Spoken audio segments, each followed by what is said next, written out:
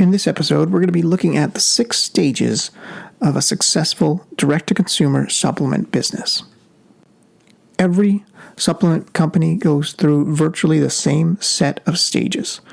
What stage are you in, and where you're going next? Let's take a look. Welcome to Health Business Mastery, the Creative Thirst podcast. I'm your host, Bobby Hewitt. So the path to a successful direct-to-consumer dietary supplement business is not always straightforward. In fact, it very rarely is straightforward. Nothing in life is. Not every supplement business owner takes the same path. But most of the time, the path to success leaves clues. Those clues are outlined in the 6 stages of supplement business success that we're going to be looking at today. So let's get right into it. Stage 1 is floundering. So every supplement business has to bring in new buyers. It has to do this on a consistent basis. That's the name of the game. That's how to win the D2C supplement space online, is to consistently bring in new buyers.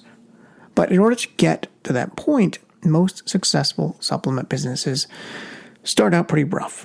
In any way you're starting, you're looking at a supplement sales funnel. It doesn't matter if you're doing a squeeze sales funnel, a video sales funnel, long form sales funnel, quiz sales funnel, or direct to product detail page sales funnel.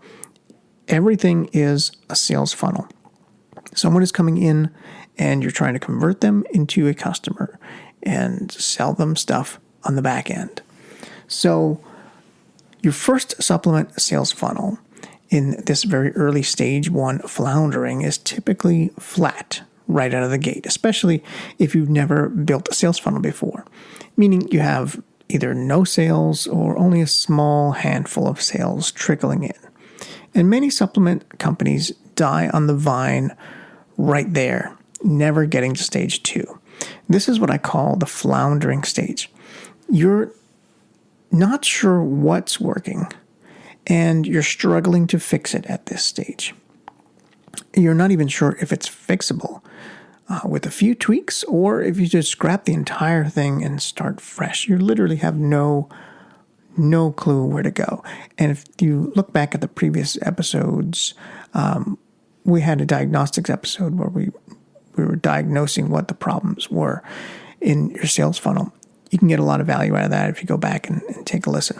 So those that make it past this floundering stage simply keep at it much longer than those who don't. It's really that simple. It's all about putting the reps in, changing and investing in what is needed to get you to the next stage and to keep you afloat is really critical here at this stage. Many start by selling on Amazon as a way to generate cash flow. And if you've been following my stuff, you know that how I feel about Amazon. It's a double-edged sword. It's great to see if the market is there, but you also don't own the customer at all, and that is really the big downside. Now, many times when you're first starting out, you have very little options. You have very little cash, and putting a product on Amazon to generate cash flow seems like a good idea, and sometimes it is. But the problem with funding growth with cash flow is not only very limiting, but it oftentimes is really impossible to do, because the next level is typically a much higher increment that requires a cash runway that's typically not possible with just cash flow alone. A larger investment is often needed to make an online supplement business really work. In order to take a cold traffic supplement sales funnel that is consistently bringing in new customers that you can scale, you need to feed it. You need to feed it in time and in traffic. And traffic costs money, and so does optimization, and so does sales copy, and so does everything else. You need enough traffic to really know if it's working, to see how you can really improve it. My recommendation is that your advertising spend should be at least $160 per day for 3 months to really get any meaningful insights and learnings. And that's kind of the minimum. During that time, what you'll be doing is you're dialing in your ad campaigns and you're optimizing for cost per action. And at the same time, you're starting to do the same on the front end sales page with at least one A/B test. But the traffic and A/B testing never ends. The testing and optimization for sales is the whole game when optimizing a funnel. If you're not feeding your funnel with traffic, you're not giving your funnel a chance. And that's what kills most small supplement companies. They never make it to the next stage. They get stuck and die in this floundering stage 1. Now, if you make it past this stage, you move into stage 2, which is the stage where it's starting to work. In stage 2, the offer shows signs of working. You're getting some learnings and you're getting some lifts with your A/B testing on the front end sales page. Maybe you're testing the marketing lead copy. Maybe you're testing the hook. Maybe you're testing the offer. In any case, you're testing big levers here, not small things like button colors. You can't afford to test small things when you're at this early stage. You need to make big swings. On the traffic and advertising side, you're testing ad creatives. You're testing images, you're testing video, you're testing ad copy. It's all about testing. It's important to note that getting to stage 2 will likely take longer than 3 months that I recommended in stage 1. So I mentioned 3 months of traffic in stage 1. I want to be clear about this. I will take longer than 3 months to get to the it's working stage 2. Every market and offer is different. Some are more saturated than others. Some products are more me too than others. All of these factors and more contribute to how long it takes. The quality of the ideas, the hooks, the A/B testing strategy also contribute quite a bit to how long it takes to get through this stage. Typically, the second stage shows signs of working, an indication that you can add more traffic to the campaign. Maybe now you're willing to spend $250 a day. You're getting there. The stage is pretty quick, right? This stage doesn't last as long as stage 1, and it gets you really to the next stage 3, which is the scaling stage. This is the stage where A/B testing and optimization enters a whole new world. So you can test much faster. You can test deeper into the funnel. You can start testing upsells and things like that. And typically this is when most of our clients come to us for help at this stage. If you're just entering stage 3, you're scaling slowly here. So most business owners want to scale quicker than they can or they should. And often they derail the company. The wheels fall off. And as a result, they start going too fast and they crash. And you can and should get to the point where you're spending $20,000 a day. That's right, $20,000 every single day on ad traffic. But you can't just jump to $20,000 a day all at once. You can't go from $250 a day to $20,000 a day. There are a lot of different stages in there. You have to scale it slower than that because every time you add pressure, things are going to start breaking. That gets us to stage 4, setbacks. So everything is working, or at least it's starting to work. Sales are rising, your A/B testing is showing improvements, and you're bringing in more customers, and then the wheels fall off. Often these setbacks are unexplainable. It seems like the wind changes and suddenly your campaign is off the rails. Cost per acquisition shoots up, conversion tanks for no reason. If any offer was working or showing signs of working and no changes were made to the sales copy or the offer, then it's not the offer or the copy. I've seen this before. So here are a few reasons why this happens. Reason number 1, there's a change in the marketplace. So a marketplace shift typically means new competitive offer has entered the market, or the market or sophistication level of your audience has changed. And you can go back to a prior episode, 2 episodes about that, where we really unpacked marketplace sophistication, a key component I highly recommend all the listeners listen to. The second reason is the traffic algorithm changes. So typically Facebook or Google, the two giant traffic sources, they make some kind of change that affects your campaign. This can also affect the quality of the traffic, which will affect the conversion rate of the sales. Now, there's tons of different algorithm changes going on all the time, and the latest Apple iOS 14 release is really going to throw a monkey wrench into this. So we're going to start seeing CPAs go through the roof with the whole tracking changes and privacy issues that are about to happen. Third reason, mismanagement of the traffic campaign. So ad campaigns need constant monitoring and tweaking to stay on track. They are not managed correctly, or if they slow down, or in some cases very quickly degrade over time when they're not managed, the whole thing falls apart. You can't just kind of set it and forget it. You need someone in there looking at it every single day and adjusting to everything that's going on. The fourth reason, it could be a technical issue. Sometimes things just break for no reason. I've seen it before. No changes were made to any code, but the button is no longer working. It's a good idea to always go through your funnel, place an order, and make sure it's working. If you do kind of fall off the rails, that's the first place you should start. Is it a technical issue? So any one of these things can totally derail a working campaign. And if you make it through the setbacks, you get to stage 5, the building stage.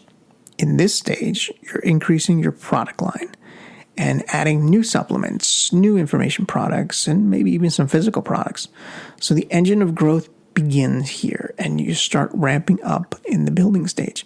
More content is typically needed here in this build stage, and content at this stage comes in the form of articles to position and build your brand, email content, good old direct response sales copy for additional funnels.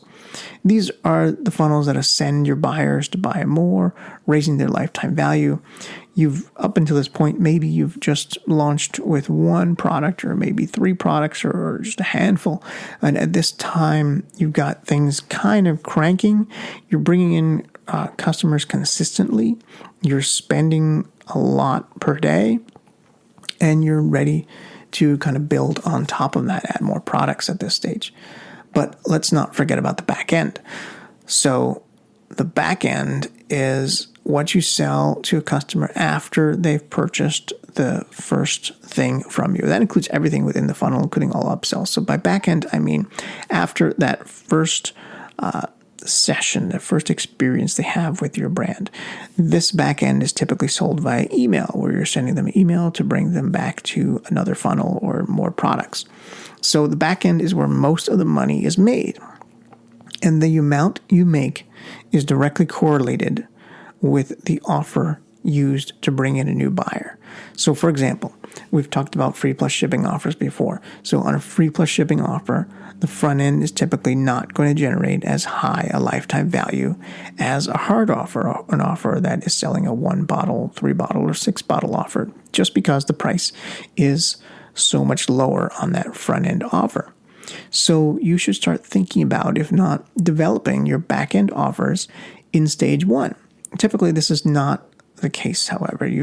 You've got enough spinning plates to manage with formulations and product sourcing and much less selling and building a funnel to worry about. So often the back end takes a back seat. That makes sense because you haven't built up the front end or a customer base yet. Then selling them more later is the last thing on your plate. You're just trying to stay in business at this point and get this supplement company off the ground. And that's fine. You can stay in any one of these stages for as long as you need to. In order to grow, you don't want to rush it. You don't want to get there too fast because things are going to break. Things are going to fall off. If you do finally make it to stage 6, it's the control stage. Your head of operations really starts to kick in at this point. If you don't have a hired, dedicated person of doing operations, this is the time when you need it. Fulfillment comes back into your hands and your customer service as well. So a lot of times those things are outsourced, and this is the time where that comes back in-house. Or at least managed by someone directly. Many companies build in-house teams to handle calls and call centers. And in this stage, you're streamlining operations, you're reducing your overhead. In addition, you're lowering your cost of goods by ordering more because you can support the volume because you have a front-end funnel that works. And you're increasing your profit margins by doing so. So at this point, it's the same but different. So every successful direct-to-consumer supplement company goes through virtually all of these stages. There is no failure. There is only feedback. That is the thing you need to keep reminding yourself when you get through these stages. As I see it, it's similar to the world of A/B testing and optimization. It's a stoic approach coupled with resilience to weather through the tough times that will help get you to the next stage. In addition to having a very clear vision and goals, it's very easy to get off track, and especially when you start looking at competitors. Yes, you should still keep an eye on what your competitors are doing, but don't allow yourself to follow them. Take your own unique approach. Analyzing them and then tweaking along the way is the way to success. What stage you're in right now and where you're going really matters. So take a few minutes to think about what stage your supplement company might be in and what that next stage is for you, depending on where you are, where you've self-identified. It is possible to build a direct-to-consumer supplement brand online and really help people and really build a business and freedom for yourself. It's really rough getting through some of those early stages, and it is worth it on the other end. Hope you got value out of this episode. It's a short and sweet one. Stick around for a special announcement, and I'll catch you on the next episode. Creative Thirst is a direct response digital agency focusing on conversion rate optimization and A/B testing. We work with dietary supplement companies who are struggling to maximize the profitability of their funnels so they can scale. Through the last 7 years in the online health space, we've optimized many dietary supplement businesses. And in that time, we've uncovered the 3 critical funnels for success. We put together that information in a free digital download called The 3 Funnels Every Health Supplement Business Needs to Build a Multi-Million-Dollar Empire. You can get that free report by going to creativethirst.com. Scroll down to the appropriate section and click on the blue Get Your ebook button.